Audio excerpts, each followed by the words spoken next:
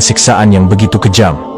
Malaikat menjawab dengan nada sendu, "Ya Rasulullah, dia adalah seorang penghafal Al-Quran." Rasulullah semakin heran. "Penghafal Al-Quran?" Beliau mengulangi dengan rasa tak percaya. Bagaimana mungkin seorang penghafal Al-Quran mendapatkan siksaan seperti ini? Malaikat menjelaskan, "Benar, dia adalah seorang penghafal Al-Quran. Tapi, dia tidak pernah mengamalkan ayat-ayat yang telah dia hafal.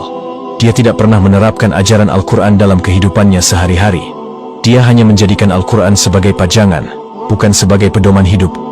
Dalam Al-Quran dijelaskan, "Kamu, umat Islam, adalah umat terbaik yang dilahirkan untuk manusia, selama kamu menyuruh berbuat yang makruf, mencegah dari yang mungkar, dan beriman kepada Allah.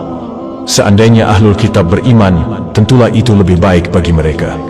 Di antara mereka ada yang beriman, dan kebanyakan mereka adalah orang-orang fasik." Quran Surat Ali Imran, ayat 110.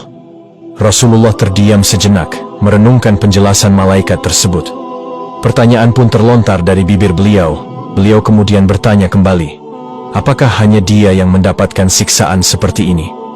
Malaikat menggelengkan kepalanya dengan tegas. "Tidak ya Rasulullah," ucapnya dengan suara penuh kesedihan. "Siksaan ini juga akan diberikan kepada orang-orang yang sengaja meninggalkan sholat wajib dan ibadah wajib lainnya. Mereka telah mengabaikan kewajiban mereka sebagai hamba Allah, dan mereka akan mendapatkan balasannya di alam kubur." Rasulullah pun kembali terdiam, rasa kecewa terpancar di wajahnya. Beliau teringat akan firman Allah Subhanahu wa Ta'ala dalam Al-Quran yang menjelaskan tentang balasan bagi orang-orang yang meninggalkan sholat. "Apa yang menyebabkan kamu masuk ke dalam neraka Saqar?" Mereka menjawab, "Dahulu kami tidak termasuk orang-orang yang melaksanakan sholat, dan kami juga tidak memberi makan orang miskin. Bahkan, kami selalu berbincang untuk tujuan yang batil bersama para pembincang, dan kami selalu mendustakan hari pembalasan, hingga datang kepada kami kematian. Maka, tidak berguna lagi bagi mereka syafaat pertolongan dari para pemberi syafaat." Quran Surat Al-Mudatsir, ayat 42 sampai ayat 48. Meninggalkan sholat dan ibadah wajib sama saja dengan membuka pintu siksaan. Rasulullah Shallallahu Alaihi Wasallam telah melihat sendiri betapa pedihnya siksaan bagi para pelaku dosa besar. Ini menjadi pengingat bagi umat Islam, dan bagi kita semua tentang pentingnya sholat dan ibadah wajib. Sholat dan ibadah wajib bukan hanya kewajiban, tetapi juga kebutuhan bagi setiap muslim untuk meraih kebahagiaan di dunia dan akhirat. Alaihi Wasallam tak berhenti di sana. Malaikat pun kembali mengajak Rasulullah untuk menyaksikan pemandangan yang mengguncang jiwa beliau. Beliau diperlihatkan sebuah tungku raksasa yang terbuat dari besi membara, menyemburkan api ganas ke segala arah. Di dalam tungku itu, terperangkap sekelompok laki-laki dan perempuan, tanpa sehelai benang pun menutupi tubuh mereka. Jeritan pilu dan tangisan menandakan kesakitan yang tak berkesudahan. Rasulullah melihat dengan jelas bagaimana api melalap tubuh mereka, membakar kulit dan daging hingga hangus. Rasa sakit yang tak terbayangkan terpancar di wajah mereka.